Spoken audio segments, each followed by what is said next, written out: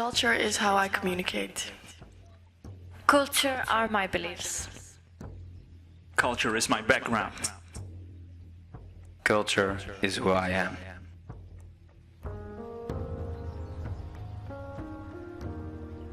The world we live in has a lot of countries and a lot of differences. The inhabitants of the countries have their own values and beliefs. To make sure the communication between people of different cultures goes fluent, it is necessary to have knowledge about the culture of the person you want to communicate with. Our knowledge of other culture is like an iceberg. We only see the top of the iceberg and don't see the bigger picture of the iceberg.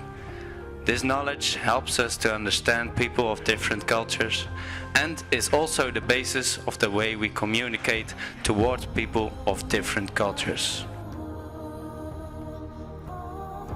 Non-verbal and verbal communication is to a large extent influenced by culture. Therefore, cultural differences can lead to miscommunication and conflicts.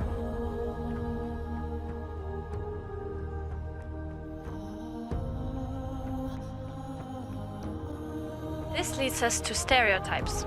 Trenholm defines stereotypes as generalized and oversimplified beliefs which we have about people and situations. Stereotypes can be helpful. Our personal stereotypes, like our personal prototypes, help us categorize and cope in a complex world. But the situation changes when it comes to culture, because then stereotypes can impede communication and can result in conflict and miscommunication. Prejudice is stereotypes applied in a group, defined as negative social attitudes held by members of one group towards the members of another group, as Trenholm defines it. The stereotypes we hold about other cultures are created and maintained both through communication context as well as processes. Research such as Spears and Fast show that in encoding and our cognitive schema, we tend to be biased. We are very likely to ignore contradicting information and in turn exaggerate consistent information about stereotypes we have. Let me demonstrate. When we meet a very clever American, we might just say, "Oh, that's just because he was an exchange student in Europe." And instead, we'll take our fat New York neighbor as the confirmation to our stereotype that all Americans are stupid. Look, I know a lot of people give Americans a bum rap for being stupid and knowing nothing about the world, but the reality couldn't be further from the truth, as I discovered on the streets here, asking US locals about the very world their country runs. Name a country that begins with U. Yugoslavia? With you, Utah. A country that starts with a U. Utopia. Who is in the coalition of the willing? No freaking idea. Who won the Vietnam War?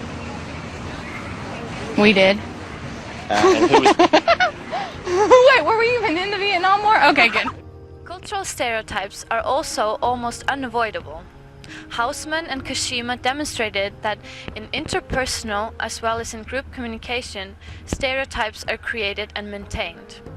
The implications are that whether we want to or not, we will be confronted with and influenced by the stereotypes our society holds about other cultures. So if culture is powerful in shaping communication, then stereotypes are very powerful in shaping our attitudes and beliefs towards other cultures.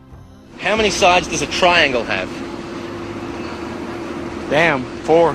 There's no sides. 1. What is the currency used in the United Kingdom?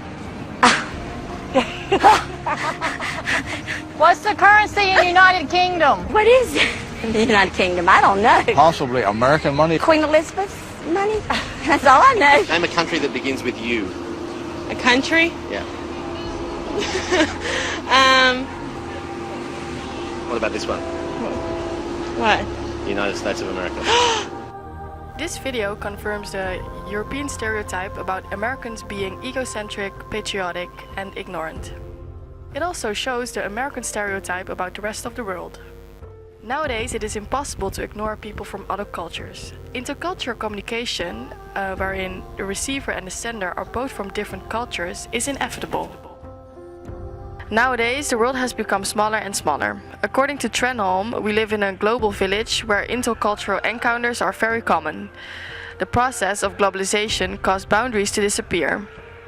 Advances in telecommunications and transportation technologies have changed our sense of distance and time. When you travel abroad, you get in contact with people from other countries, with different cultures and different points of view. This also even happens in your own country. Intercultural understandings make contacts more comfortable and also enriches us on a personal level.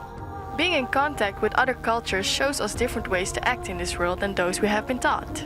It widens our field of choices and stimulates our imagination. This develops intercultural identity, a sense of belonging to the same and an original culture at the same time. So in conclusion, being open-minded to other cultures is a big advantage for all aspects in daily life. We have shown you the importance and the difficulties of intercultural communication. How then can we actually communicate properly when we are facing a new culture? Trenholm provides a series of steps that will prepare you for good interaction. Adaptation to a new culture implies change. You need therefore an open mind and an open communication style for the other culture.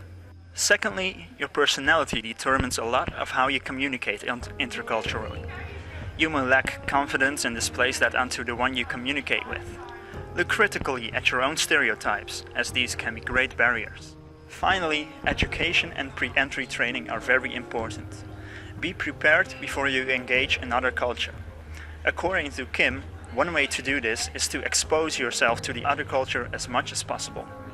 Also, learn more about the history and experiences of the other culture. Culture is learned. Culture is multifaceted. Culture is dynamic.